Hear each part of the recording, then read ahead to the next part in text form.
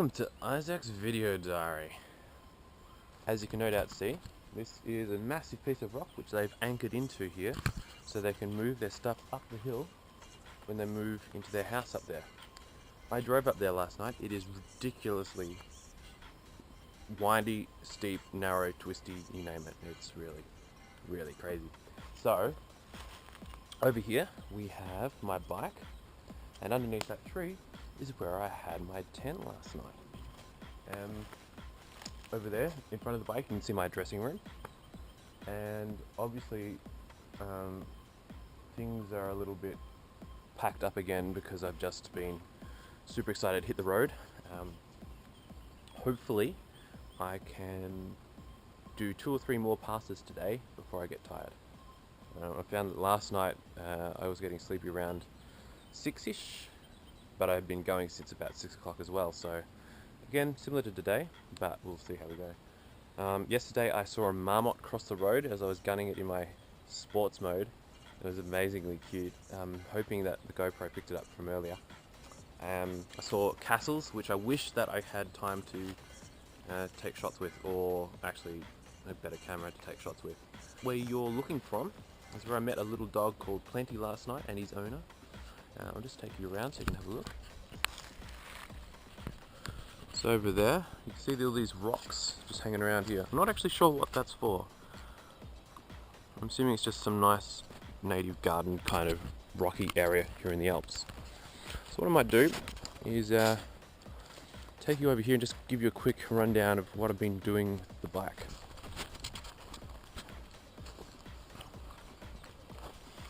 So this is my tent, my ground mat when I'm, feeling cold from the ground.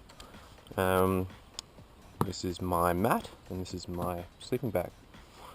Around here, bits and pieces and odds and ends. It's not much other than toiletries and my hemp protein, which is in there.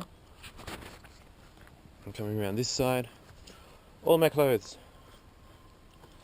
Probably didn't need this much, but I'm kind of wishing I'd brought more t-shirts. Oops. As you can see here, this is the platform, and this is where they put stuff on to take it up the mountain there. They live right at the top. So here you can see I've made the cables look a little bit neater, though if it rains I am going to be in trouble. Might need to take that off. I was actually really worried it was going to rain last night because they were forecasting thunderstorms. However, nothing happened.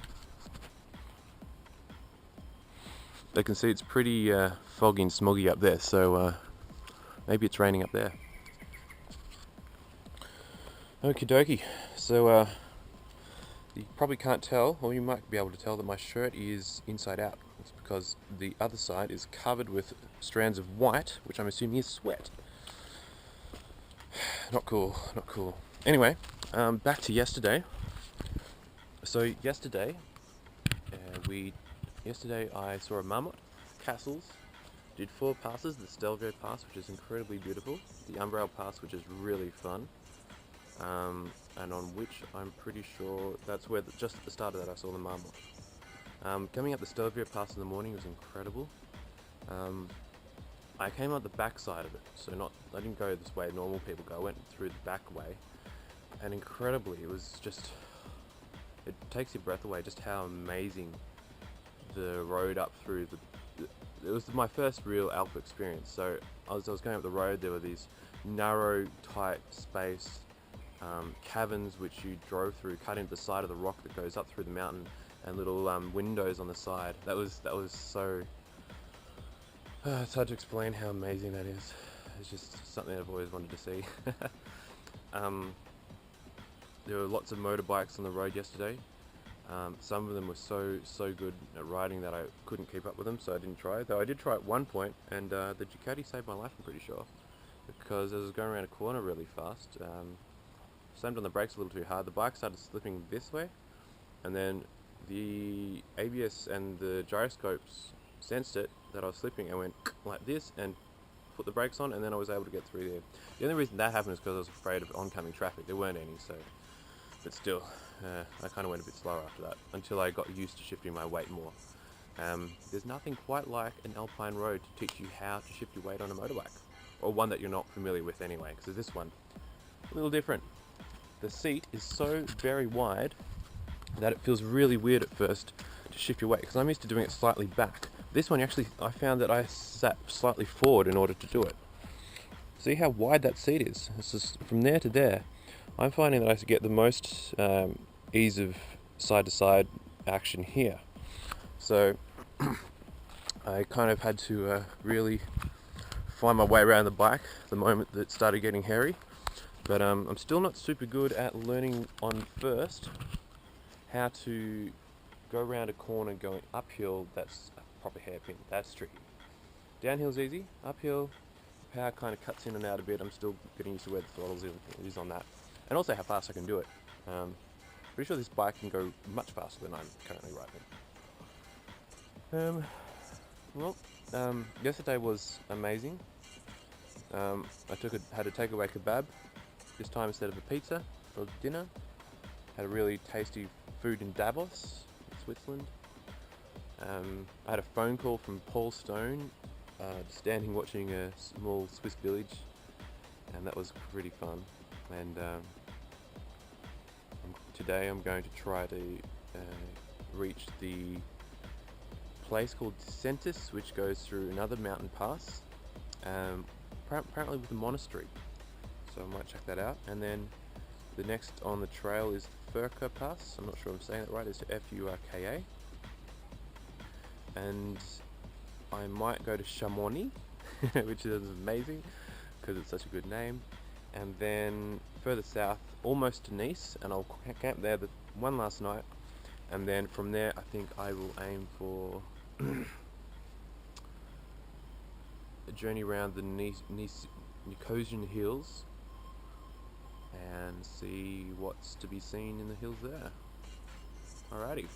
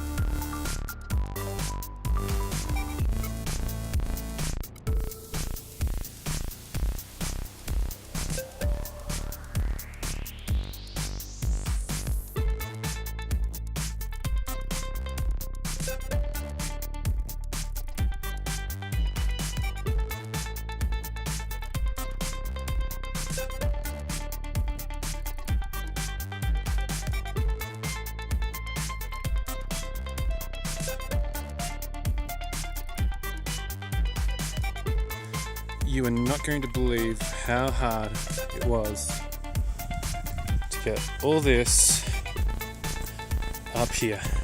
That's the main road there. This is hopefully what I'll get to see when I wake up this morning.